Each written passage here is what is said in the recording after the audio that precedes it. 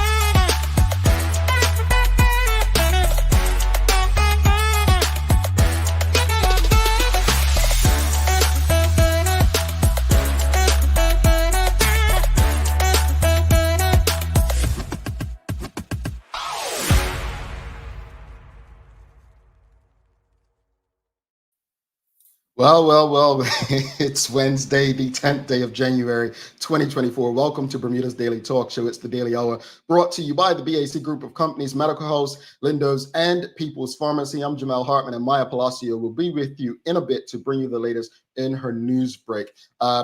Greetings, everyone, and thanks for making us part of your daily routine. A good one today as we welcome former Bermuda Progressive Labor Party leader, the Honorable Marc Bean, on the show. We are about to have a conversation this morning. I'm going to tell you now to share the link and share the link and share the link. The show can be found on thedailyhour.com. It'll be the first thing you'll see on the website. You can share the YouTube link. We are also on Twitter. We are also on Instagram, and we are on Facebook. This is a conversation that Bermudians the world over, from Sands Parish to St. George's, to those residing across the UK, Canada, the United States, and now many in West Africa. It's a conversation that everyone should be a part of. So really looking forward to having the Honorable Marc Bean on for a conversation this morning to engage live with all of you. The Daily Play, we're going to do some music today, just a little music question for you. So again, I have no co-host, so the winner of the question today, or whoever guesses it right first on my screen, will be eligible to win a prize at the end of the week. So like Leslie White yesterday, someone will be in the drawing to go against her. Don't forget to subscribe on our website, thedailyhour.com. Follow us on all of our social media channels to stay up to date with all that we have going on. Help us grow beyond the mic as we do our part to continue to improve our community. All right, without further ado, let's bring in Maya Palacio for an early Daily Hour news break, and then we'll bring the Honorable Marc Bean in for the conversation a bit early so that you all have more time to engage and listen to what he has to say on this 10th day of the new calendar year, 2024. Let's bring Maya Palacio in.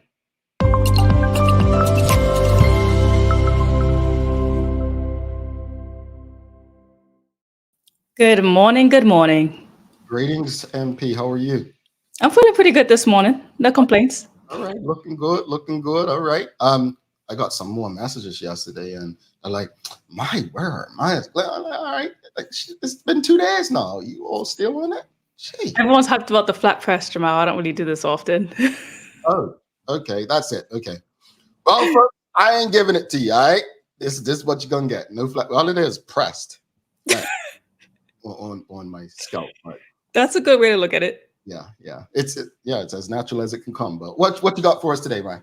All right. Well, good morning, everyone. This is your Daily Hour news break brought to you by People's Pharmacy. And the first thing early this morning we're going to talk about is that the Bermuda Police Service has now released a second photo image of Raquel Sofia Sequeira in the latest news of attempting to find the 15-year-old. Again, if you know about her whereabouts, you can contact them on 295-0011 or also the Department of Child and Family Services on 296-7575. Ms. Raquel Sofia Sequeira was last seen Sunday, January 7th around 12:30 a.m. in the Smiths Middle Road area. What she was wearing at the time is unknown. You know, I just think it's so sad, and the two pictures look so different from one another. I hope that whatever that young lady is encountering, I really do hope that she gets the support to help her get through it. Yes, agreed. Now, in other news, and this one can be found on the Royal Gazette, now jurors are expected to begin deliberating today in the case of the lawyer Kamal Worrell, accused of murdering his child's mother, Chevelle Dillon Burgess. Now, everyone in the community, you may recall that it was sometime between April 10th and January 11th in 2020 that Worrell denied allegations of murdering Chevelle Dillon Burgess, and you can find out more about this story on the Gazette. I think the whole country is going to be watching that one, holding their breath. So, but we'll see. I'll just tell people, let the courts do what they do. It's definitely one that I'm sure a lot of people in the island are looking for. So I'll make sure to keep everyone updated on the show as well. In other news, I spoke with one of the co-founders of Bermuda is Love, Courtney Clay, and we talked about the campaign for January, the Wear and Share campaign, but also the cultural habits of Bermudians that, we often, whenever we have a new event or something to go out to, we tend to buy a new outfit, and we kind of discuss like, why is that so stimulated in our minds that we need to do something like that? So here's a quick clip of what you had to say in that response. I think it's just a stigma that we have. Like every event, we need a new outfit, we need to dress to impress. But who are you impressing? Like, let's be honest. Like, everybody's like, I'm dressing for myself. But if you're dressing for yourself, just go into your wardrobe and say, hey, I have this, but let me mix it with this, or let me add some accessories, or wear it some way different, and challenge myself to be more creative. It's not all about, showing off your new I mean, if you have something new, you want to show it off, of course, but you also have to do it responsibly. Guilty. I think many of us are guilty if we're honest about that. Oh yeah. A lot of times when a new event comes up, we're like, okay, what can I buy instead of what do I have? Yeah. That's very much a cultural thing in our mindset. So yeah, interesting talks. I know she's going to be on the show later, but definitely look out for the campaign. Now, in other news, you may have heard this, but the Howard University swim team and dive team actually came to Bermuda between the 29th of December and January 6th. Now, the National Sports Center swimming pool served as a training ground for the visiting team while on the island. They visited the West Pembroke Primary, Whitney Institute Middle School, Harrington Sound Primary School, and the Berkeley Institute and Cedar Ridge Academy. And the Minister of Education, Diallo Urbane, said, quote, the Howard University and dive team's visit has been an invaluable experience for our public school students. Witnessing such a dedicated and accomplished team, especially as the only all-Black collegiate swimming and diving team in the United States, sends a powerful message of representation and excellence. We thank Howard University for inspiring our students and showcasing the possibilities within aquatic sports. Now, you also may recall that what was it, 2 months ago with the Pan Am Games was happening, and we got to speak to a lot of our Pan Am athletes, what I did, and I brought it to the show. Well, another person I spoke to was Olympian Couture Horton, parent chief. Now, we know that she's a diver, and she has done a lot of those things on the island. Now, I got to talk to her about, like, why is that we don't see many, Black aquatic swimmers in Bermuda, especially the fact that, we're a majority Black country. So here's a quick clip of what she said when I got to interview her and we had that discussion. It's a difficult question to answer. Especially, when we think of our majority Black national sports governing bodies, they are football, cricket, track and field, or athletics, right? That's it. Mm-hmm. Everywhere else, we're a majority Black country. We should have a foothold in every single sport. Our issue, though, is that the swim programs are out of private schools, right? Mm-hmm. And the national sports governing body is not going into our schools, our public schools, or any of our majority Black spaces, even the beach, and taking kids in and saying, this is actually a vein for you. We belong in aquatic sports. A lot of valid points there. She made some valid points. I mean, Work Academy had a pool, Soltis had a pool. Like when I was in high school, we actually had to go to Soltis to swim. So valid points. Yes, definitely there. So if you want that full one, I do have it out on my website as well for the full entire discussion I had with Couture Horton, parent chief. Now, moving on to some other news that people might be pretty excited for, but the 81st Annual Agricultural Exhibition dates have been announced, and they're going to be April the 18th to April the 20th. Okay. There you go, folks. Enter your goodies. Definitely. I love the egg show. It's probably one of my favorites in Bermuda. And lastly, we're going to close out with the weather before we bring on our guests. But today's not looking very good, guys. It's thickening clouds, a chance for a late afternoon shower or two. Winds southerly strong gusts of gale forces as well, increasing strong into gale force winds as well late in the afternoon. And it's going to be a high of 72 degrees though, so high in the 70s, but the weather is not looking good at all. Again, if you're on that bike today, please be careful. All righty. Take your time, folks. Well, folks, today, days of the year, it's Take the Stairs Day. Take the Stairs Day.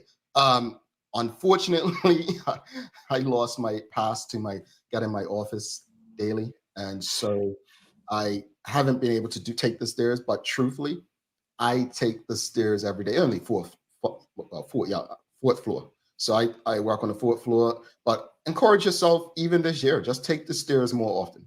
I don't do elevators, particularly from my time working in New York. Maya, do you take the stairs if you have the opportunity? Honestly, I do. And it's so funny because when I see an escalator and I see the stairs like in the airports or in the subways and stuff, I always go for the stairs and I'm like, am I better than everyone else? Because I take the stairs. It's a funny feeling, but like I always try to go for the stairs. Yeah, it's habit. I think it's habit, but no, I take the stairs any day over an elevator. I mean, now if you're talking about 50 flights, I'll reconsider. If it's the 12th floor, yeah, I think I'm gonna take the elevator. All right. Well, Maya, thank you so much for that. Folks, do not go anywhere. You have a wonderful day, Maya. You too. All right. Folks, don't go anywhere. Please, if you're tuned in right now, make sure you share the link with your friends, your family, your colleagues. After this break, the Honorable Marc Bean will be on for a conversation. Stick with us.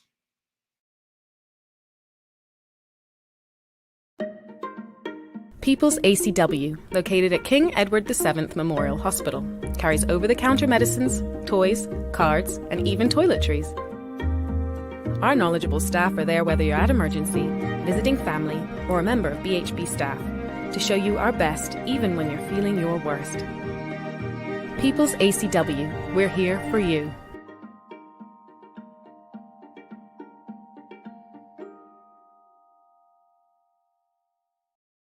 Take a look at our workwear for construction workers and tradesmen. Durable, stretchable in all the right places and plenty of options for tools and accessories. Paired with our wide range of tough and comfortable footwear, you can't go wrong.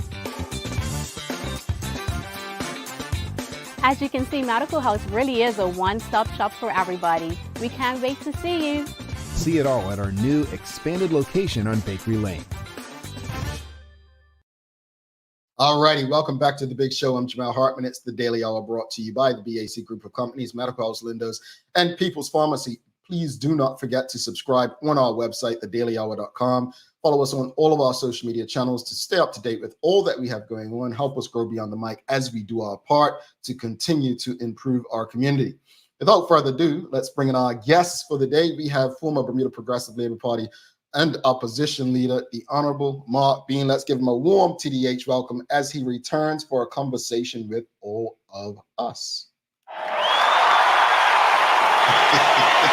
Maybe we should do a little. I like the sound effects. Mm-hmm. Hello, Sean. Greetings. Happy 2024 to you.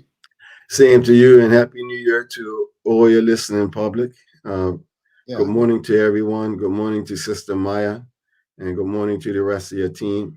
It's a pleasure to be able to return for 2024 and have an open and frank discussion on basically whatever topic you would like to touch on. Indeed. And audience, please feel free if you have any questions or comments for the Honorable Marc Bean, send them through. But before we get into that, since we last talked, since you've last been on, your family has grown, right? Yes, and I'm blessed. Yes, absolutely. My wife, Simone, she had a little boy. His name Kadani Marcus, and he's about 8, going up 9 months now. He's a real pumpkin. You know, he's a real pumpkin. He's feeding a lot, so he's real chunky.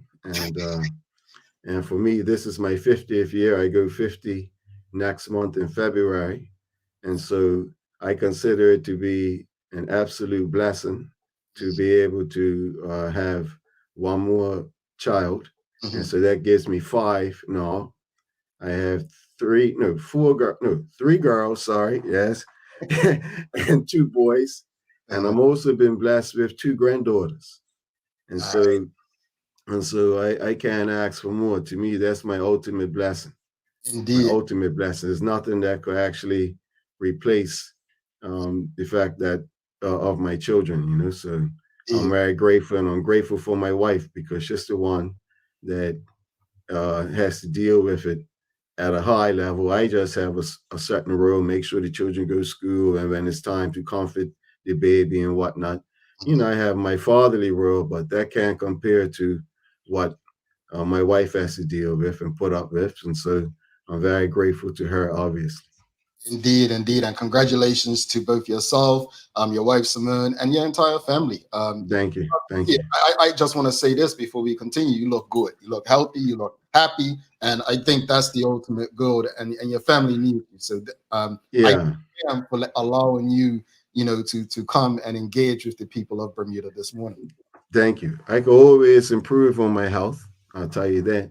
And so, you know, been through some things that remind me of being focused and disciplined in terms of cultivating and strengthening my health. And I guess that applies to everyone in the world. But for me, I'm had to be very reflective of it. And so it's a day by day, step by step process. And I feel good. I feel good enough to have a reasoning with you. Yes. You know, my mind feels sharp enough to articulate what I think is a message that people need to hear. And so, you know, we just go from there. But I'm grateful for the fact that I'm able to be here today with you, and so we can have this reason. For sure. And that's it. Let's just jump right into it, because All right, let's jump right into it. the title I was given, my colleague said, look, we're speaking about governing with a conscience. You know, that's what we're gonna go with. And I'm gonna jump right into it. What does governing with a conscience look and feel like to you? Well, you can separate the two. You have governing, and then you have a conscience. And so the first thing I'd like to touch on is to bring some clarity as to what conscience is. And some people might be a little turned off because they are atheistic or don't believe in a supreme spiritual being or God, the Almighty, Jehovah. And so they might feel a little anti or contrary to what I have to say, but that doesn't matter to me, because I'm not really seeking to impress people who, you know, are not so spiritually inclined, actually. So we should start off by having a discussion on what conscience means. And so I could recall about 4 or 5 years ago, I was afforded the opportunity to be the guest speaker at the Berkeley Institute's prize giving. And at that prize giving, I gave a particular message in terms of being able to follow and obey your conscience. And I had to define what that was, so the young people in the audience were able to relate to what I was saying. And at the same time, also the teachers who were on and the staff members also, because they're adults, they also needed possibly a reminder of what conscience is. And so this is what I said to them. As human beings, we are created in the image and likeness of our Creator. And that means that we are triune beings. We are flesh, we have a mind, and then we have a soul. And when we're speaking about conscience, I like to distinguish the difference between the mind and the soul. Now, that mind is, or let me put it this way, all of us have two voices within us. We have the loud, vociferous voice that tells you or tells us to do what we like. And then we have another voice, the still small voice within, that tells you to do what's right. And you really can't hear both voices at the same time. The voice that tells you to do what you like, which is the voice of the mind, which usually has a more connectivity to the physical flesh, is the voice that's the loudest. And that's the voice that, generally speaking, human beings have a tendency to listen to when we start going wayward. And so when you have that voice being extremely loud within yourself, then you're not going to hear the voice of the soul. The voice of your soul decides to go and recede to the background. And so it's important as human beings that we understand the difference between the two voices.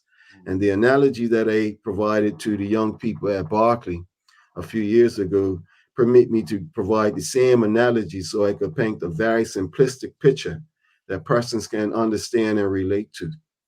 And I use the analogy of, because I'm a Somerset man, let's say that we're on our way into Hamilton and we're late to work or we're late to an appointment. And once you get to Barnes Corner, you have a choice. You have a choice to go straight on Middle Road, or you can go up the hill via South Shore. Now, common sense says that the shortest, quickest route into Hamilton from that position or that point will be to go Middle Road. But then you have this other voice that tells you to go South Shore.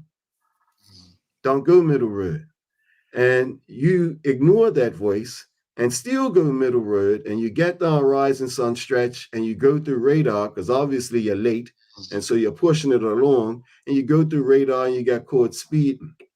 The first thing that we have a tendency to say once the police, roll up beside you or after they give you your ticket is, man, something told me to go South Shore.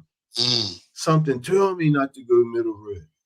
Well, my question to you to ponder is, one, what is that something? And two, who is that something that told you not to go Middle Road, but to go South Shore, even though South Shore seemed to be contrary to what you consider to be common sense, because South Shore would be the longer route.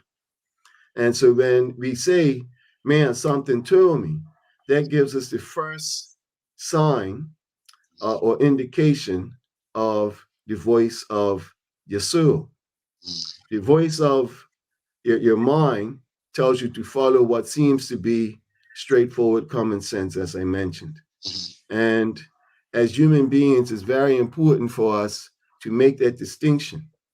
And so when we become trained through self-discipline to acknowledge and understand those two voices, and then we choose to follow the voice within us that says to do what's right instead of doing what you like, you'll find that as many a wise man would say, may God guide you and protect you, you will naturally have that guidance because you're being obedient to the voice of God within you. So based on all that, we don't have people governing with a conscience in Bermuda right now then?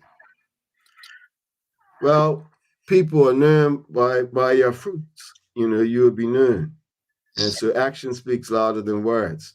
There are some persons, I think, within the community who do govern by the conscience, and you can see that exemplified. But unfortunately, as the world is today, because of social media and other negative influences, many of us are swayed by the voice of our mind instead of the voice of our soul. So it's not just the leadership in the country from a governance perspective, but it's something that also is applicable to the individual, within families, within the community, and the country as a whole. And so the solution for us to actually see good governance exemplified first starts with governing of or the discipline of oneself. That's where it starts. Yeah. And once you can learn to cultivate self-discipline, and we all have been guilty of straying towards doing what you like, right, instead of doing what's right. And eventually, ultimately, you end up paying a price and you say, man, something told me not to do that. And you can have multiple examples of and multiple experiences. I'm sure most of your listening audience can relate to what I'm saying, and so in order for us to reestablish a high degree of consciousness, and so it could be manifested within our daily lives, then I would encourage persons to take time to reflect and identify those two voices.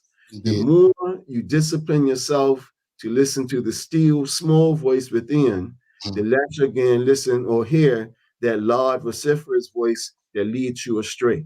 Let's we got a lot more to talk about. Let's go to my well, yeah, because I say all that to say this, that from time, because that's ultimately the solution to good governance, right? Good governance is self-governance and self-discipline.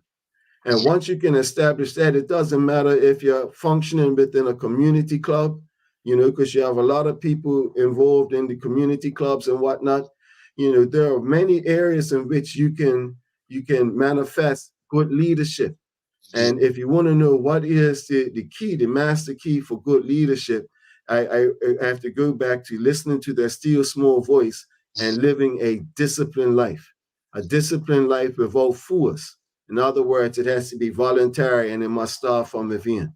If we can look to cultivate that within our lives, you'll find that becoming a leader and becoming an effective leader will be much easier than what heretofore we have been experiencing in this country in particular, or not just over the last few years, but for a very long time. All right, let's go, move on real quickly. You did have an op-ed in the Royal Gazette last month. In that piece, you spoke about the government's mentioning of becoming a full CARICOM member, Bermuda becoming a full CARICOM member. Yes. You basically said that, in short, it was just a distraction at the time, right?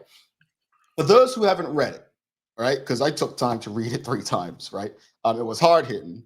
It was honest. But why do you feel this way? Why do you feel? Because obviously you said in that you're not against the idea of becoming a full CARICOM member. Well, one, I know and I understand better than most people in the country the mindset and attitudes of the leadership in the country today.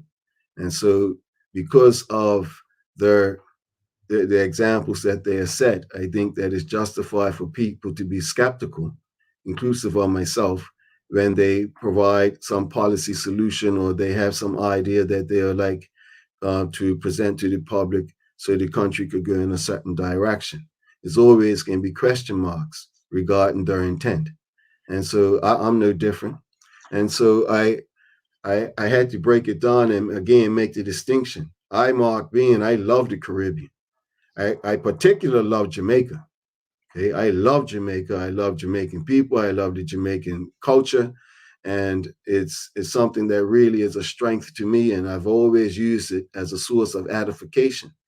And of course, the rest of the Caribbean also has the pluses and minuses, the negatives, and also again the positives. And so I am pro Caribbean, and I'm always going to be an advocate of strengthening our ties and relations with the Caribbean.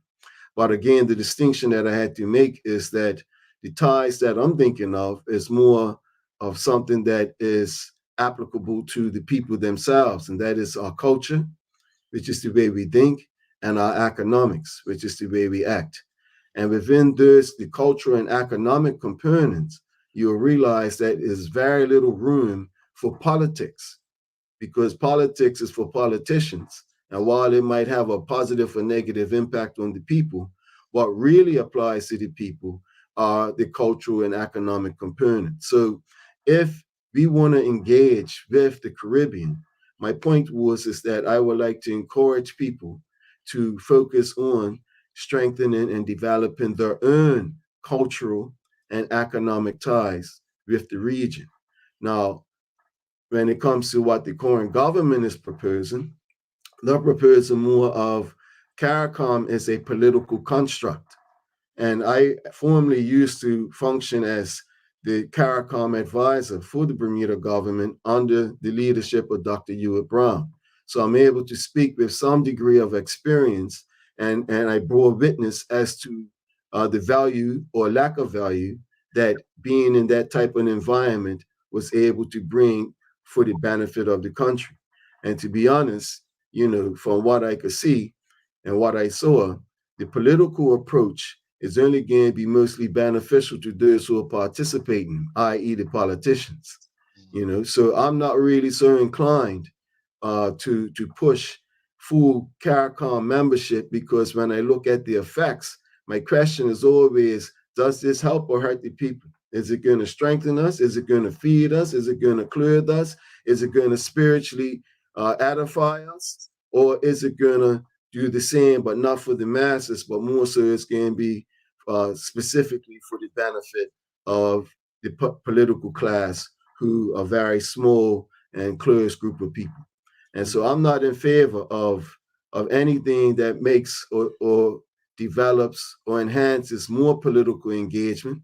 I'm actually a person in favor of less political engagement and more cultural and economic engagement, because in the end, we have to feed, clothe, and shelter ourselves. We also have a mind and a soul that we have to tend to, and politics doesn't serve any of that interest. Okay, politics serves the interest of the ego, right? And persons who live for adoration and media and photo ops and all these things. And that's what you see. That's what I saw in the CARICOM situation. Now, yes, are there some benefits to CARICOM engagement? Absolutely. Absolutely. But do those benefits outweigh the negative impact of having too much politics, too much government? I think so. Because in the end, right, what we need in Bermuda, especially because of the conditions that we find ourselves in today, we need more work. We need to be able to develop more financial resources. Why? We need to Well, I guess, I mean, because you did use the word distraction. And I think most people would agree with you, right? Yeah. Why is it such a distraction for the premier and the government of the day to bring that up now? Well, it's another distraction for the premier or the government of the day. It's a distraction for the people. And it's because obviously there are a lot of other activities and issues that are on the table in front of the country. I mean, I'm in Bermuda right now, and I still take note of the fact that, you know, our roads and our infrastructure is deteriorating. And that's something that is unbecoming for a country that when we came up, we had some pride and respect for keeping Bermuda beautiful. And so I think that it's a distraction because it shouldn't be the main or primary focus at this point, notwithstanding the need for us to develop external relationships because the world becomes smaller and smaller, but it shouldn't be our priority at this point. And knowing how the government and their behavior has been over the last few years, you could only, I guess, judge to say, well, clearly they must have some other intention or motive by bringing this at the forefront, when more fundamental issues are right in front of us that they should be seeking to address. And so that's why I would say that it's more of a distraction. And also, you know, the sleight of hand that's played with politicians in a lot of ways, if they are under pressure because of one issue or another issue. And in this case, I refer to the Marco Warren issue. Man, may he rest in peace, and may his family find some comfort, and may justice be served sooner than later, right? But I could just recall that being brought up simultaneous to the pressure being brought on or being revealed regarding the Marco Warren case, you know. And also you can think about the cyber attack and other instances which you see that sleight of hand, where you have a very wily leadership who are always seeking to give you a 649, you know. And so when I see that, I say, well, you know, this is something odd, because there's so many other issues that we should be dealing with, and maybe they are using this as a distraction for the people. But I think that the people have now awoken to that type of distractive technique, right? And thankfully, people are now a little bit more aware of what type of government they are living in or living under. All right, a lot more to discuss, but basically, folks, to wrap it up, Honorable Marc Bean just said is, you know, CARICOM could be a good thing if it benefits the people, but right now it just seems like politics. So that's where we're at on that. Let's dig a bit deeper about the PLP party and as a government right now. There are people who say that this PLP doesn't represent what its forefathers had set out for it to be, right? Do you believe the PLP has strayed away from its origin, like what it was created to do? And how far away has it strayed, if it has? Yes, it has strayed a long way from what a Dame Lewis, Ron Evans, or Arnold Francis, Al Frederick Wade, a Walter Roberts, who was recently deceased, and other of our forefathers. It has strayed away from those core tenets, and their tenets were based on the fact that we need to help our people help themselves. Because the PLP was founded in a time period in which you had overt racism, overt discrimination, and other issues that affected the development of the people. And the PLP was created by man to be an instrument to help alleviate those problems. If you look at the current government today, if you ask me, they have strayed away from what our forefathers' intentions would be to help the people. And it's not that they have ideologically strayed in that much, in a big sense, but in terms of their actions and behavior, they have strayed. And it's something that, again, I think everyone can relate to because we see the effects of it. And if I was to ask anyone today, how is life in Bermuda today? If you are using the litmus test of government and governance, I think everyone will give it a less than 50% grade or 50% rating. And so I'm going to be frank, I'm not impressed or happy with what I see. Ultimately, it's because the people are suffering. And that's not the reason why that's not the reason why the current government was voted in. But at the same time, it's a lesson that should be learned because it's a lesson that's being taught that your vote comes with consequences. And there's also a need for us to transition to a next type of environment politically so the people have a better choice and to be able to decide who they would prefer to govern the country. Indeed. And while we're on the PLP, we've had ministers resign, most notably the former finance minister, the Honorable Curtis Dickinson, and National Security Minister, the Honorable Renee Ming. But why don't you think more ministers resigned? And also, outside of the premier, there's 29 other MPs. Like, what are they so loyal to?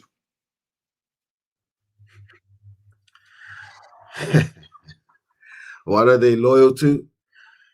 Well, I tell you that many of those persons within the Progressive Labor Party, politics is a means by which they're able to feed their families. So I understand where they're coming from, because if you're not an entrepreneur and you run under the banner of the PLP, it's very difficult to get or find gainful employment. And that's been a historical fact over the decades. And so we have to understand that once you get into politics, it is sacrificial. You have to commit a lot of time away from your family, a lot of time within the community, a lot of time within Parliament. And so you have to also make sure that it squares with being able to put food on your table. And so when you're in a position where you're not able to do for self, you're not an entrepreneur, you're not able to feed yourself or take care of your family independently, meaning you have to rely on some other mechanism, then that becomes a tool by which can be used to keep order within the caucus.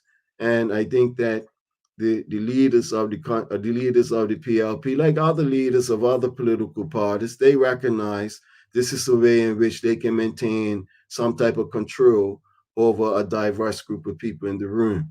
Why they remain quiet, I don't understand, because when I was a member of the PLP under Dr. Braun in particular, Dr. Braun had at least 4 or 5 times, you had groups emerge within the PLP who challenged him and tried to remove him for various reasons, like the Wiggers and whatnot.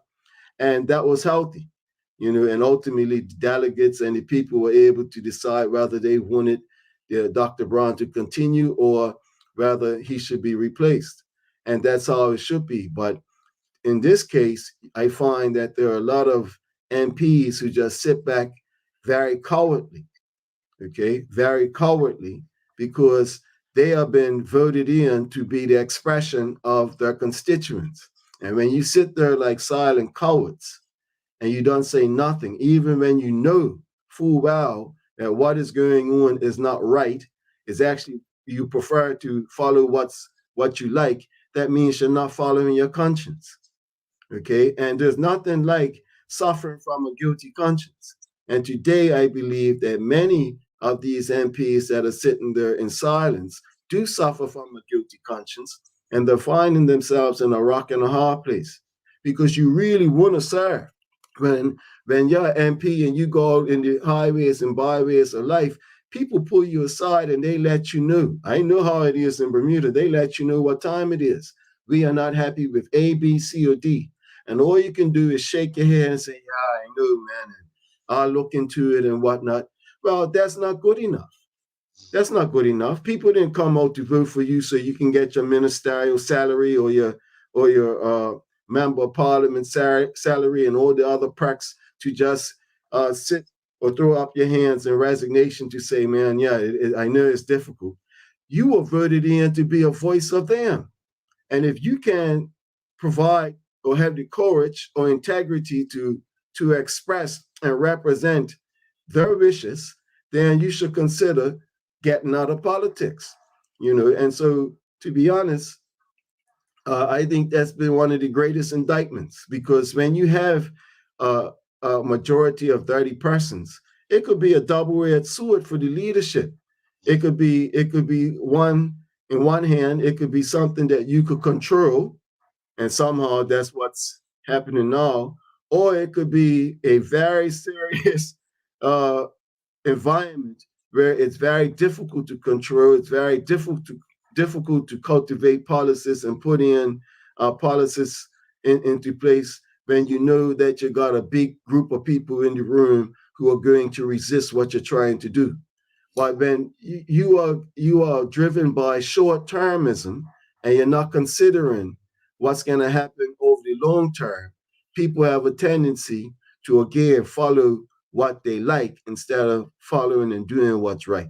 And it applies to the current political leadership in the country, but it also applies in other institutions across the country that fall underneath, politics, which is considered to be the higher echelons of service. But you find that same lack of integrity, that same lack of consciousness being applied across multiple institutions. And the reason why is because you don't see it within people as individuals. And it starts at home. Okay, and that's why we have a breakdown of our families. That's why we have a breakdown of just about every single institution of our country. It's because men and women are refusing to follow their conscience. They're refusing to do what's right at the sacrifice of doing what they like. And that short-termism and that type of disobedience ultimately comes with sacrifice. So you just mentioned it. You walked into what I wanted to ask next. How detrimental do you believe this PLP administration is for both Bermuda in the short and long term, and why? Well, unless they change course, then it's going to be extremely detrimental, Jamal. I mean, just take an example economically of tourism, which we touched on in terms of CARICOM. Do you know, because our tourism product in Bermuda, we have the natural assets. We have the people, we have beautiful beaches and other things that will draw persons from the East Coast, especially to Bermuda. But do you know, I think that we're tracking about 500,000 people for this past tourism season, right? But on the other hand, when you look at a place like Bahamas broke through 9 million visitors in 2023. It was a record, a historic record. 9 million, at least just under 3 million air arrivals and 6 million cruise ship arrivals. And so when you see, and you can't say that it's the fault of the weather. It's not the reason. People are not coming to Bermuda because Bermuda's not attractive. but the policy environment is such that it's not conducive for people to want to come and participate. You go down Front Street. Front Street is like a ghost town. Front Street reminds me of a place in Bahamas called Freeport. Freeport 20, 30 years ago was the most hopping, banging place in the Bahamas. Pure action. Today, it's absolutely deserted. And when I think about Bermuda, I ask myself, could Bermuda become a new Freeport? Whereas vis-a-vis Nassau, which is booming, you have another island that has all the same type of natural resources and amenities, but the place is dead. And that comes from too much government and poor government who are actually moving in the wrong direction. And the same applies to Bermuda. And so, yes, the Progressive Labor Party, in terms of how they have approached government, this current Progressive Labor Party, it has been detrimental to the majority of the people. Now, you might have a few handful of people saying, no, Mark, you're just better, you're this or that, blah, blah, blah. Who lives it knows it. And if you were to ask the majority of the people of the country today how they feel under this government, 90% would say that we're not happy. The other 10% will, of course, gather on social media and certain blogs, and they will be the mouthpieces for propaganda for the people, for the PLP. But you have to know that these persons that represent that and play that role are directly benefiting from the proximity to the government. And so that benefit could either be monetarily or it could be for some other reason. But ultimately, it doesn't redound to the ultimate benefit of the entire country. And that's not the reason why people voted this current government in. They had an expectation of something better. Now, in government, you're not expected to be perfect because we're human beings and we make mistakes. But you know what? I've only heard one politician over the last year actually got up and put up their hand, and it was very recent, and that was and apologize or admit to errors or mistakes, and that's Colonel David Birch, when he got up and said, when he spoke in Parliament about the conditions of the roads, and he said he's responsible and he apologizes. Now, back in the day, that's something that you will see, I guess, a little bit more often than what you see today. But because you don't see that type of humility within the leadership, it stands out. So kudos to Colonel Birch for putting up his hand and saying, yeah, I understand. I take responsibility for where we are in terms of our roads infrastructure. I would like to see that type of humility applied out of every component of government, whether it's out of the cabinet office, whether it's from various ministries, and even through the bureaucracy of the civil service. We must do better, okay? We must do better because from what I can see, it's not good enough, man. And I'm the type of person, I like standards. And it was one thing that I had a reputation of being in the PLP. Sometimes I'm a little too serious because I take life seriously, you know, but I don't like foolishness, man. I've heard that. Yeah, I'm very serious. I'm a serious man, and sometimes that comes across as being a little too serious. Well, speaking of you, because I want to speak about you now. Because okay, all right. Let's talk about you. There are people who legit could not stand Marc Bean when you were in public. Like, yeah, they still can't stand me. Yeah, but you were a senator first, and you were elected when Dr. Brown retired. You then became the opposition leader. Oh, he's so this, he's so that. Now, many of these same people seem to agree with you often. Now, so the question is, has Marc Bean changed his ideology, or are people finally coming around simply because they feel like there's a shared enemy? My ideology hasn't changed. There's one thing, I'm very consistent. You know, I say what I mean what I say, and then I do it. You know, and so that's the essence of building trust with yourself and with the community. So I haven't changed in any way. Have I evolved? Yes, of course, because experience teaches you to evolve. Always you can look to get better and do better. So I made a lot of mistakes and errors when I was the opposition leader. And sometimes I was a little too aggressive, I would say, towards the One Bermuda Alliance government, because I didn't like what I saw coming out of that government. But at the same time, I came to learn that the same persons who were supporting or behind my back supporting the government from within the PLP were the same persons that were there trying to put a knife in my back. And so I learned the hard way, and it made me have to reflect to become a little bit more humble in my own regard, and try to exercise more humility, and so that humbling experience led to further growth on my part. So I haven't changed at all in that sense, but I've grown, but my core hasn't changed.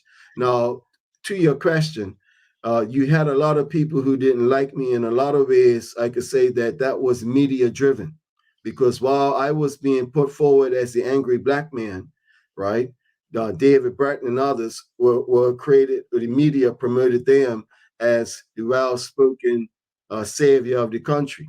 But everything that glitters isn't gold. And I think that's the lesson that people are learning today, right? Because I knew that I was genuine in terms of my service and trying to uplift the country. If I couldn't help you, I wasn't going to hurt you. But sometimes as a leader, you have to be stern and firm. If not, things go wayward. You have people like Calvin Bommy Simons and other great athletes or leaders on the field. Randy Horton, when he was cup match captain. These men, Donald Dick Dean, these persons had a reputation of being firm and stern, but fair. And it was good for us then. I don't know why it's not good for us now, and you have to strive in order to grow. And you had that type of leadership that brought that firmness, and I'm no different. So now, as we go through life experiences, I think that many persons have been able to look back and reflect and say, you know what, man, what Marc Bean was actually trying to advocate, which basically is have a knowledge of self, follow your conscience, and look to do things for yourself, be independent, and stop relying on others, is a message that resonated then, and it especially resonates now when you see the economic challenges that we're going through. And so time is longer than rope, as a good friend of mine, Cooley Robinson, likes to say. Time is longer than rope. And as time is going on, I think that some people have grown to appreciate what I represented. And it's not because of me saying anything, but it's because of the absence of certain principles that they knew existed when I was the leader, right? And that they don't exist today. So time, again, heals and changes the perceptions of people. And for that, I think, that's what happens. You just have to be patient and be willing to grow with the people. And I'm no different. It's a lot of takeaways in what you just said, but I really hope people, my hope for this entire conversation is that people digest what's being said. Because the last 2 minutes of what you said literally sums up why we are where we are today. Yeah, because we got caught up into the media and what's presented to us, instead of thinking and weighing up what's being presented to you to digest. And oftentimes people use that to manipulate your mind. I see some MPs and some persons, they spend all day on social media trying to manipulate the thinking of people. Correct. And the complete opposite of manipulating the thinking of people is people being able to be guided by their own conscience and their own free will. And that's the great battle, right? That's the great battle in life today, is that battle for the hearts and souls and minds of the people, not just in Bermuda, but worldwide. And the antidote to being manipulated is a knowledge of self. Listen to the voice within you first before you listen to the voice of someone else. Now, I don't care who that person is. I want to, because you said something earlier, right? That I want to, you said it a couple of times during the conversation, right? And people have described myself as angry, bitter, having sour grapes. And you used a couple of those terms earlier, right? That's how people have described you. Yeah. Right. And when people say it to me, right, the simple response is, okay, let's say I'm angry. Let's say I'm bitter. Let's say I have sour grapes. But am I lying? Mm. What do you say to people when they say that about you? Well, that's something, again, like I said, I already admitted to the fact that I'm a very stern and firm person. I'm not the life of a party. Okay. And so I can understand when people say that, his this or that.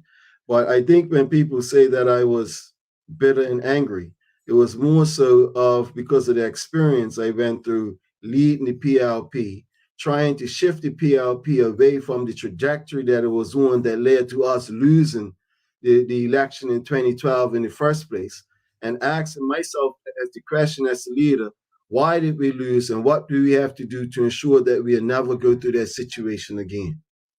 And the first thing that in my mind I had to do is that we had to change. Okay, something happened. You can hear me? Yeah, I hear you. Oh, okay, that was weird.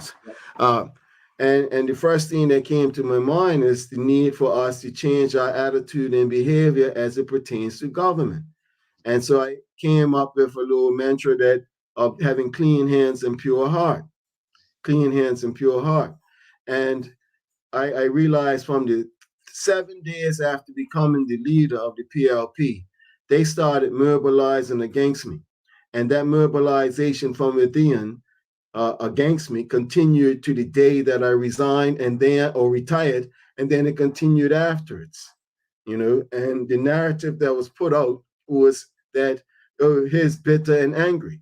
And it's ironic, because historically that language was used to describe strong Black leaders, his bitter and angry.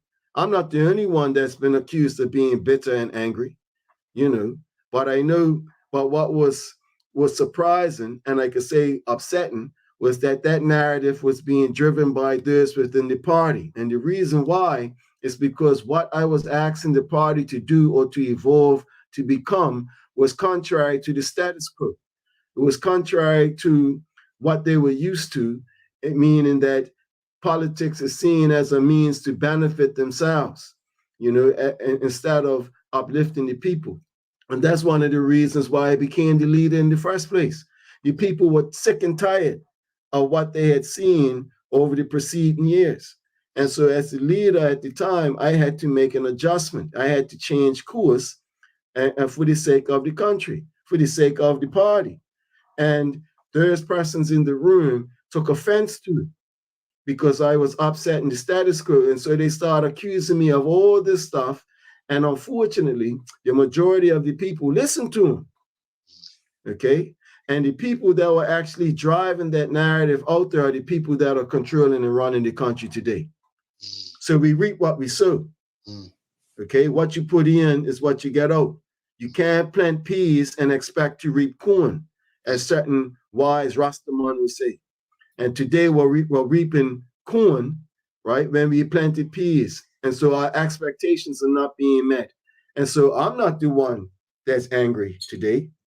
Whatever I was accused of 5, 6, 7, 8 years ago, now it applies to everyone. So it's either something's wrong with the people who are governing the country, or is something wrong with everybody else. And I don't think everybody else is the problem, right? In fact, this is basically, this experience has revealed that I wasn't the problem then, and the people are not the problem today. Okay, right. And so I don't mind being accused of being angry or whatnot. I'm been accused of a lot of things, but as you said, everything that I spoke of, I wasn't wrong. I was telling the truth, and the truth is an offense, but never a sin. And that's something that I'll take for the rest of my life. I will never compromise in speaking the truth.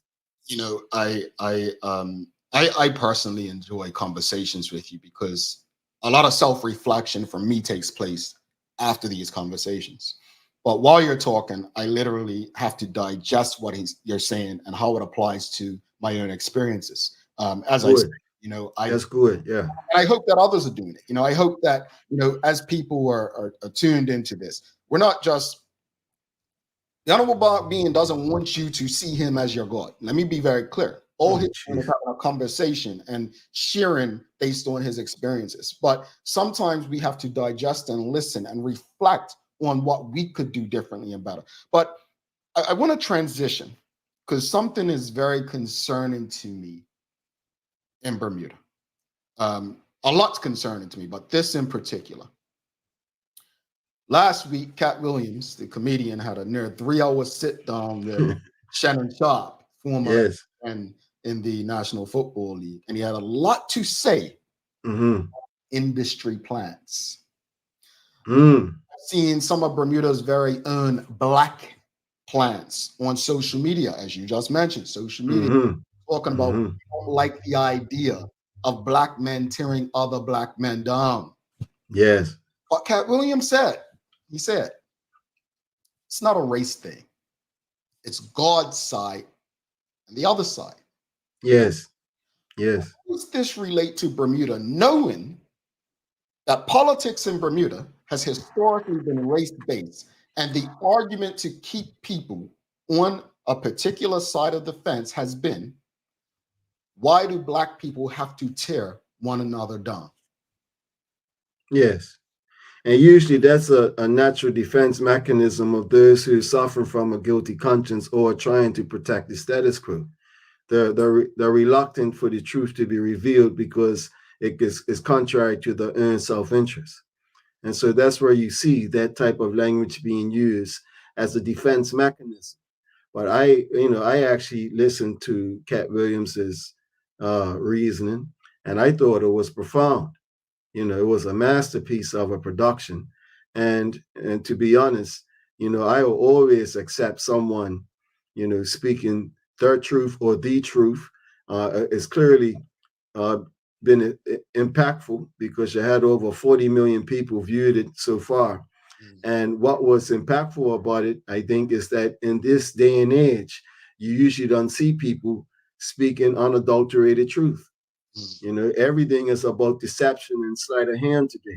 That's how the world is being constructed. So in the Bermuda context, I'm not in the Bermuda context. There are people who again look at the Cat Williams interview and get very defensive, and they do put out, why is a black man got to turn on another black man? Man, listen. Have you ever heard of the idea of neocolonialism, Jamal? Yep. Neocolonialism. Well, up until the 1960s, when you had the decolonization period, you had the European powers, starting from basically the Berlin Conference in 1884, 1886, I stand to be corrected, where you had a group of European nations get into Berlin around the table and decided that they're going to chop up Africa for their own little source of wealth, okay? And eventually you had an uprising over the years, which led to a movement of decolonization that really took hold post-World War II up through the 1950s and 60s and 70s, and that applied even and expanded even to the Caribbean and Asia, okay? But here's the problem. When you had that decolonization period, what happened is that the new face of government was no longer the European white face, who is the colonialist, but they were replaced by the black face, the neo-colonialist, neo meaning new, a new form of bondage, a new form of oppression. And so today, when you analyze the African continent and the Caribbean and other places, one of the biggest handicaps of our people finding freedom and self-respect and being able to grow within ourselves as a unit, even if it's globally, is the fact that the current leadership around the world are basically Swiss bank socialists, people who use politics to benefit themselves. Okay, and these are what we call the neo-colonialists. These are black people okay, who are now the leaders. You find it throughout the African continent. You find it throughout the Caribbean. They are neocolonialists, okay? And so for me, I am being a student of Pan-Africanism in particular. I have no respect or regard for neocolonialists who are using the experiences of sufferation that our people went through to now gain power, and then you're just mimicking and repeating the same oppressive ideology and behavior that we fought against, as our forefathers fought against. You're doing the same thing to the people today. There's no way I'm going to say, well, I'm going to give you a pass for that because you're black, because wickedness and evil doesn't have no color. It doesn't matter who you are. If you go even further back spiritually, right? If Lucifer, right, and the archangels, everything was created in Ethiopia originally and manifested in the flesh, then I could tell you that Lucifer and Satan and his hosts, they were a white man, okay? They look like us. All right, so we shouldn't be fooled. You will find evil in all sorts of manifestations. And the use of race is only being used to keep people divided and separated for the purposes of those who are doing the dividing to control. Okay, and so when I see this put out there that, you shouldn't turn on the black man, or you shouldn't turn on anybody. Okay, you shouldn't attack or try to harm anybody, regardless of their ethnicity or their origins. There's no reason for that. And so I agree with what Cat Williams has said. It's not the black side or the white side, it's the godly side or the unrighteous side. Indeed. Okay, and that's the choice that has always been the choice on the table for humanity, right? And politics and all these other mechanisms have been used to cloud and remove the clarity of people to be able to understand who are the real enemies of your family and your people and the country. Okay, and they use tactics of divide and rule to do so. And so I'm not an advocate of it. I personally have never spoken or used race as a tool to divide and conquer. Now, that's not saying that you still do have some nasty racist people in the country, in Bermuda. We all know that. Okay, but a man respects you when you respect yourself. There's no reason after all these years of having political power that we haven't taken steps to ensure that our community, our families, and our country have improved from the status the state that we found ourselves in 30, 40 years ago. The whole purpose of life is progress, okay, not digression. And we're finding that now, today, we have digressed. We have gone backwards. And that is unbecoming, it's embarrassing, and it's shameful. So we as a people, if we want to improve and grow, then we have to go within ourselves first, like they started off early in the conversation. But we have to learn to separate the chaff from the wheat, right? And be able to understand it's not what people say, it's what people do. And too many of us got caught up into the image of everything. And I can tell you personally, image-wise, I'm not the best thing in sliced bread. I don't warm up the room when I walk in, right? But I can tell you that what I do bring is substance. And I hope that everyone else who's listening in 2024, they consider what they're going to do in their life so they could be more substantial in what they do. What you think, what you speak, and what you say. I want to continue that into, because you say so many things that lead to other questions, right? Okay. But all of that said, about image. Let's stick with image. The image, yes. Right? It's yes. I've always said you can. Or what's that saying? You put lipstick on a pig, it's still a pig, right? Yeah. Yes. The image. You put a black face or a plant. Nothing changes, right? So in saying that, because in Bermuda it is a majority black country. Yes. You see more and more black CEOs being appointed. Yes. Right? You see more and more black business leaders in spaces. What is the role of these black CEOs and business leaders in the community? Well, well, first off, if you're not doing got a business for yourself and you earn it, your first role and responsibility for a CEO, whether they're black or white, is towards the board of directors or through the board of directors to the shareholders.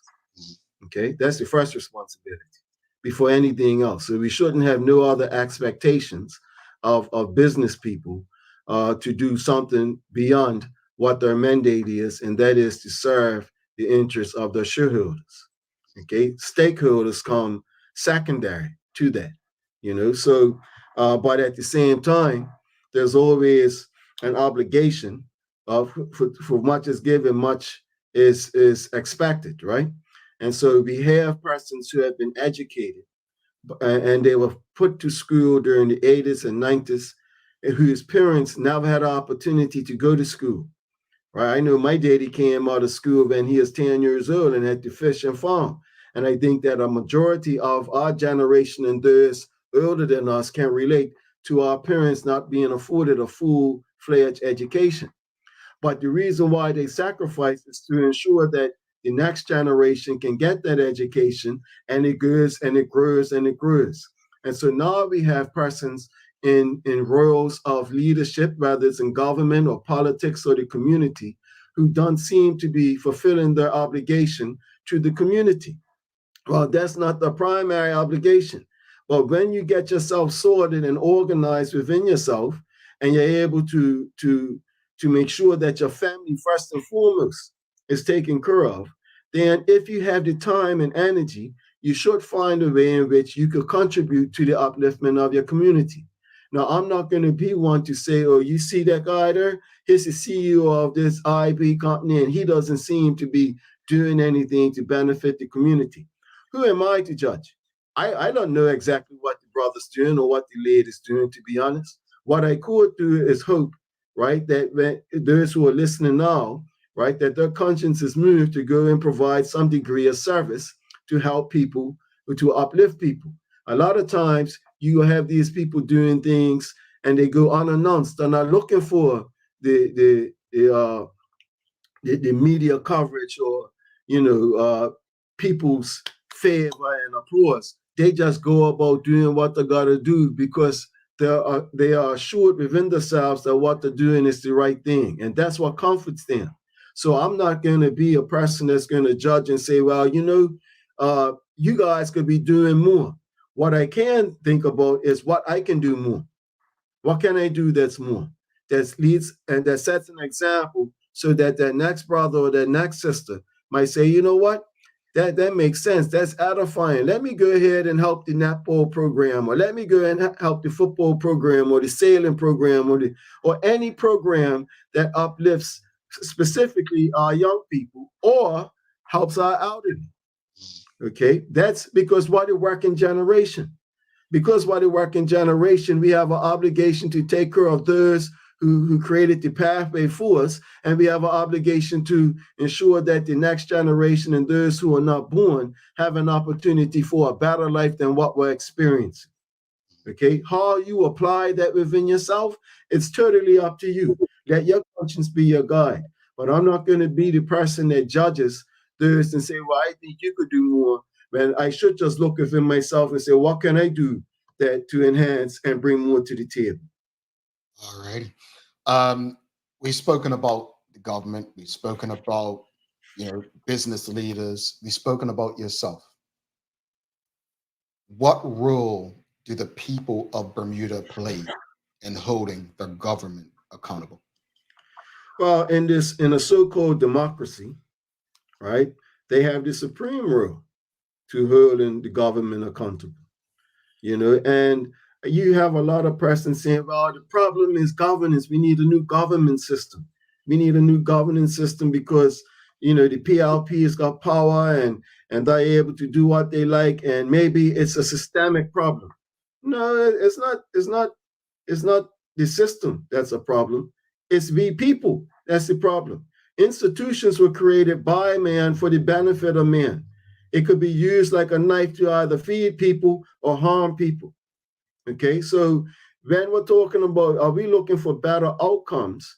Then if we're looking for better outcomes, then we have to decide and recognize that the power lies within us to actually channel or shift the ideas and the mindset of our leaders in a direction that serves our interests. If they do not, then every so often, every 3, 4, 5 years, the opportunity comes for you to pass judgment on their performance. And when their performance is inadequate, you have the opportunity to vote for someone else. And if you don't exercise that vote with wisdom, then you end up repeating the same errors and mistakes that you complained about yesterday. Tomorrow you're going to go through the same thing. You can't blame a politician for doing what you allowed them to do over and over again. You have to blame yourself because you had the power to change it when you went into the voting booth.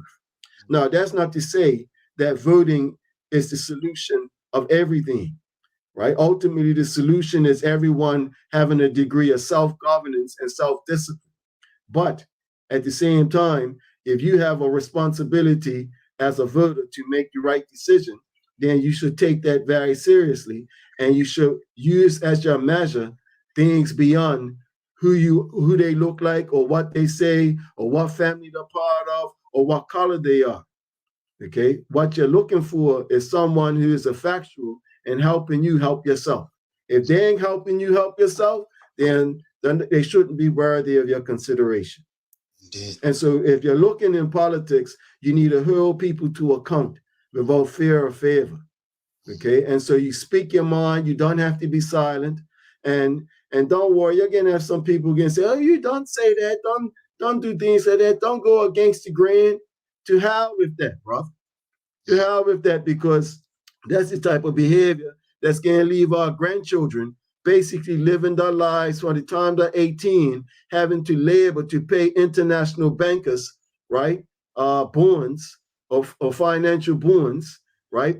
That's needed to run the country. And so you're going to be a perpetual slave for the rest of your life. It's unbecoming for us, our generation, to leave the next generation in such a position. Okay? And so we must do better. If not for ourselves, we must do better for the young who are coming through and those who are not born yet. Indeed. All right. Before we let you go, people ask about the free democratic movement. Often, is Marc Bean, would he join? Someone asked, would he rejoin the PLP? Look, we opened this conversation by speaking about your family has expanded. You have a baby, not even 1 year old yet. You know, your health is probably most important to your family, right? And yourself. Is Marc Bean done with politics at this point? No. And it's a part of me that says to walk away from it, you know, but I feel that there's unfinished business. I don't know if that's a competitive spirit within me or what, but it's hard for me to shake off and walk away from the political realm in Bermuda because I love Bermuda. Okay, and so in terms of will I rejoin the PLP? No, I wouldn't. And it's not because I don't have a love for the people within the PLP. They're Bermudians like everyone else. But Bermuda needs to mature. Our political environment needs to mature. And right now, as long as you have the One Bermuda Alliance and what they represent still in the mix, then they actually serve a supreme interest or benefit to the Progressive Labor Party. The PLP can't really exist without an OBA or UBP boogeyman. And so the Free Democratic Movement was created recognizing this fact, knowing that in order for us to mature, we need to have an entity that was created from leadership that came out of the Progressive Labor Party. That's why I formed that's why I formed the Free Democratic Movement, is to eventually one day position the country in a manner in which people can start voting according to their conscience instead of race.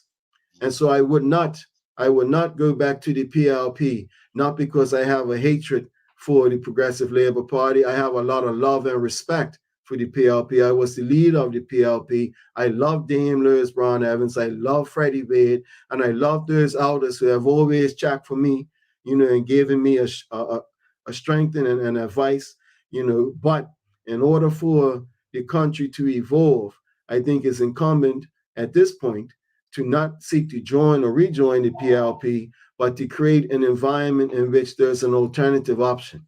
And so in the future, I can say this, that while the Free Democratic Movement has apparently been dormant, that's all from a strategic and tactical reason anyway, right? But the times can come. What I would like to see in the future is for a government in waiting to be created. The One Bermuda Alliance doesn't have the capacity to do that. I'm just going to be frank. All right. And after going through 2012, I don't think the One Bermuda Alliance or any derivative of the United Bermuda Party will ever be able to win the trust of the majority of the people again. All right. Once bitten, twice shy.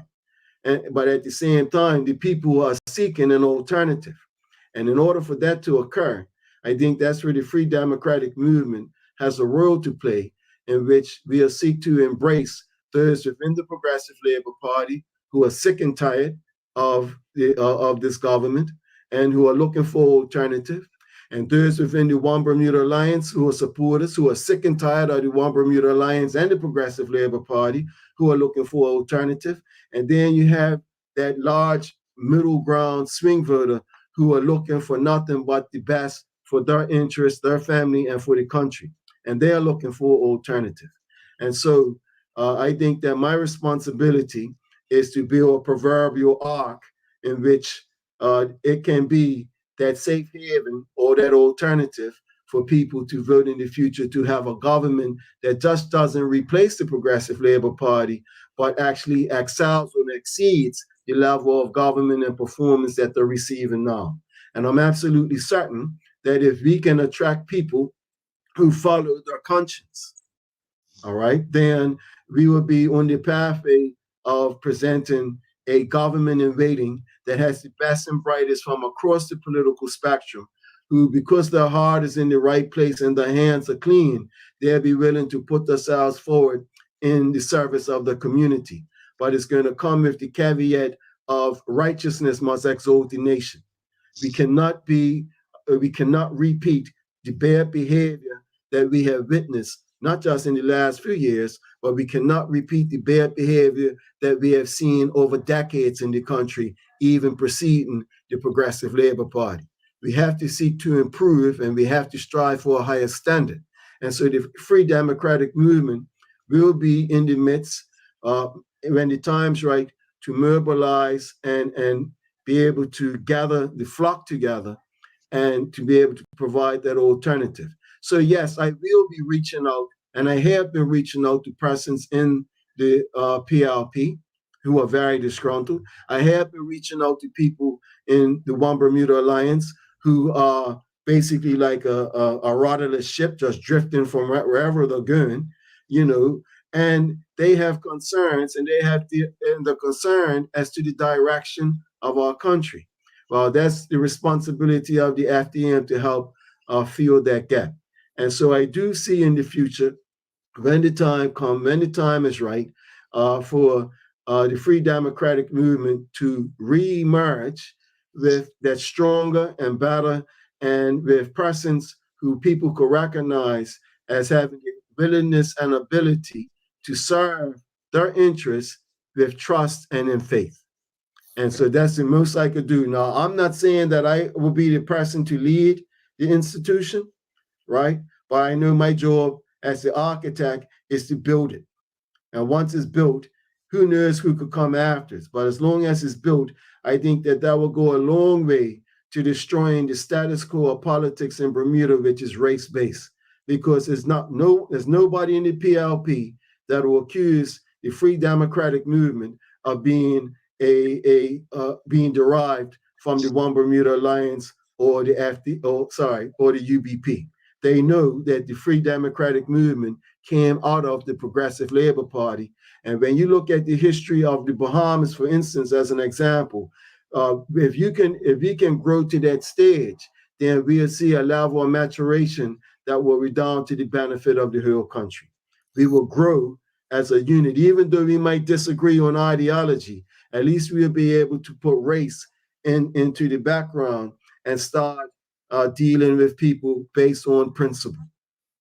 All righty. The Honorable Marc Bean, folks, he answered that follow-up question a lot of you had just now when you were asking, would he be the one to lead it? Or is he healthy enough to lead it? He just said he does not have to lead it. As the architect, he has other roles he can fulfill. Absolutely, man. Absolutely. If I have to lead it, I don't mind. Yeah. Because I'm not one been prepared to lead.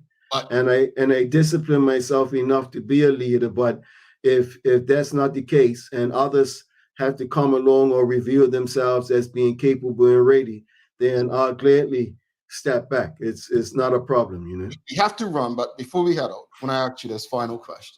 Yes. What would you say to those who basically they feel like there's no hope? They're ready to just leave Bermuda like many have previously. You know, Trevor does a great job with TNN of, you know, there were jobs that went missing, right? I'm saying missing because people were laid off. Unless Trevor brings it to people's attention, you almost don't know sometimes, right? Because just yesterday I was reading the Royal Gazette on a story and there's layoffs from another company. And I'm not going to tell people who it is, just go read it because we only seem to react when Trevor puts a story there. My point is, the PLP will put out one of their MPs or ministers saying the economy is doing well, this and that. And we know, that, right? We know that. But it almost seems like people think that, oh, jobs get lost like every couple years unless Trevor brings it to your attention. This is happening regularly. And people losing hope. And so what would you say to those people who just feel like there's no way forward? Well, there is a way forward, but the time is running out in that sense because we do need change in the country. I don't blame people from getting up and leaving and taking their families elsewhere so they can ensure that they have a better life so that children can get educated without breaking their bank or paying $25,000 a year in tuition for each child and whatnot. I don't blame people from wanting to leave so they can go into an environment where the cost of living is cheaper. I know that I have, since COVID, you know, me and my family, we have been out of Bermuda and I've been in Florida, I've been in the Bahamas, right? And some people say, oh, you left. Of course I left because I'm not stupid, I'm wise, and I love my family. And I'll do whatever it takes to protect my family, right? And I expect that any right-thinking man who calls himself a man or any right-thinking woman who calls herself a woman will be thinking the same because it's difficult living in the country today. It's not enjoyable living in the country today. But does that mean that we have to just throw up our hands and just give up? No, because Bermuda can be a paradise on earth. But what's the reason why it's not a paradise is not because of the place, it's because of our mentality and our consciousness. And it starts with leadership. And so I would say that don't give up hope, but be prepared if you're so inclined to come back and contribute to the country or you're waiting for political change or whatnot, and you use that time to prepare yourself to come and re-strengthen yourself or re-strengthen the country. It's never too late. Time is longer than rope, and everything that this current government is doing or done at the turn of an election, it can be reversed. It can be changed. So I had to learn that also not to get over anxious, you know, because that's what made me a little aggressive when I was the opposition leader, because it felt like if I don't stop these people from doing what they're doing now, our peoples can be destroyed. But I learned that that's not how life is, you know, and eventually the opportunity to right our wrongs will always present itself. So I'm not going to tell people, look, just come here to Bermuda because it's Bermuda. Nah, make sure that you take care of your family and you love your families first, whether you're in Bermuda or outside of Bermuda.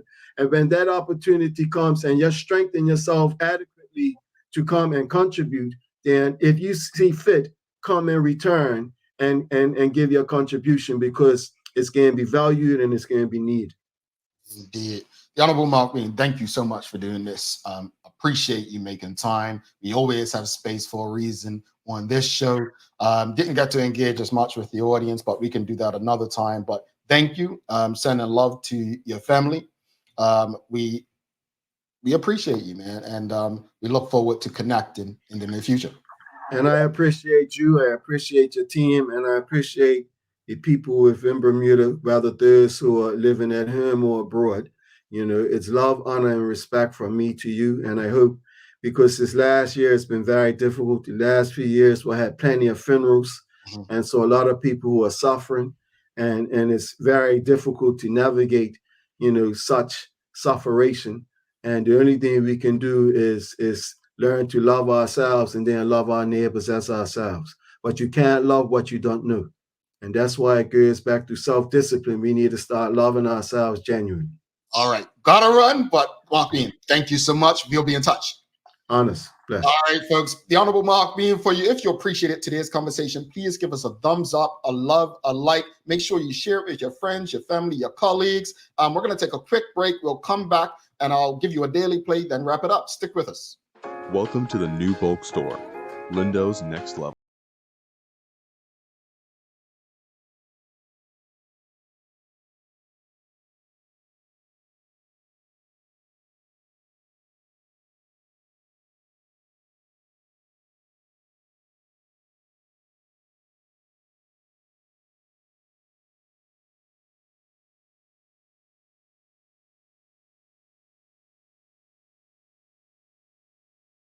All right, welcome back. Thanks again to the Honorable Marc Bean for making time for us this morning. Again, if you appreciated the conversation this morning, please do what Maya's asking you to do. Don't forget to like and share this discussion with your friends, your family, your colleagues. Man, I can't get enough of conversations with Marc. He is a very intelligent. He articulates well. And honestly, I was being very serious when I start to self-reflect. Right? A lot of what people, the words they use to explain him, they use to explain me. I'm okay with that. I'm quite okay with that. But I hope that people digest a lot of what was being said. Thanks again to the BAC group of companies, Medical House, Lindo's, and People's Pharmacy for ensuring that we can do this with you on a daily basis. Again, regardless of platform, make sure you give us a thumbs up, a love, a like, and make sure you share this conversation to ensure that everyone you know gets a listen to the information that was discussed and shared with you today. It's time for the Daily Play, brought to you by Bermuda Trivia, now available at stores throughout Bermuda. Follow Bermuda Trivia on Facebook, Instagram, Twitter, and TikTok to find out why it's Bermuda's favorite trivia game. All right, audience, you are ready. This music today, this is an interesting one. Really, really, really fun one for you. Easy one, easy one. Country music star Blake Shelton is married to which of his Voice co-stars? All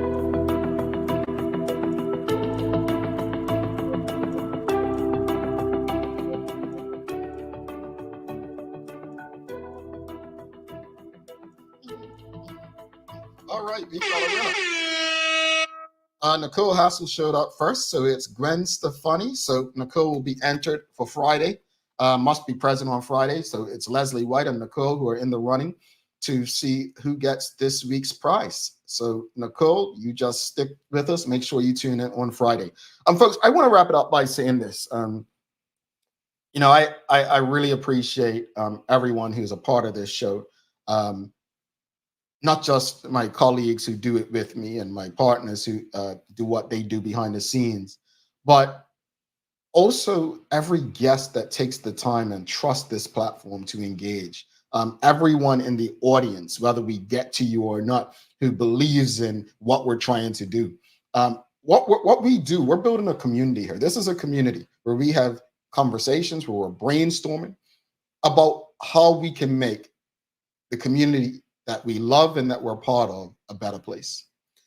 I'm a believer that whether it's the CEO of Bermuda yesterday, Adam Scott, former opposition leader today, the Honorable Marc Bean, or our guest tomorrow, former Bermuda International, Connor Smith, I believe these people, through conversations, we can brainstorm to ensure that we someday have a young Bermudian who replaces Adam Scott, a young Bermudian who wants to be the next leader of the FDM, a young Bermudian who wants to grow into that path that Connor Smith led.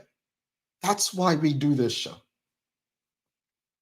And my hope, honest hope, is that we're learning and growing from the conversations that we're having. It's time for the daily inspiration. Here's your daily inspiration for today, folks. It's coming from Madam C.J. Walker. And Madam C.J. Walker said, I had to make my own living and my own opportunity. So don't sit down and wait for the opportunities to come. You have to get up and make them happen. Think about what the Honorable Marc Bean said.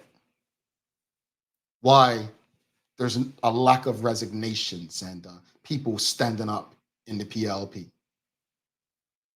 In fairness to them, it's hard for them to get a job if they're not entrepreneurs. But that's where the important part of do for self comes into play. Please don't forget to subscribe on our website. Follow us on all of our social media channels to stay up to date with all that we have going on. Help us grow beyond the mic as we do our part to continue to improve our community. Thanks again to our partners, the BAC Group of Companies, Medical House Lindos, and People's Pharmacy for ensuring that we're able to do this with you on a daily basis. As always, we appreciate you, we love you, and we thank you for making us part of your daily routine. If all goes well, we'll be back to do this again with you tomorrow. Kathy Rogers, thank you. Thank you. Richard Scott, thank you. Suzanne Ingham, thank you. Thank you all. Thank you. Thank you. Thank you. I'm Jamel Hartman. Please do make it a safe and a great day. I'm out. Peace.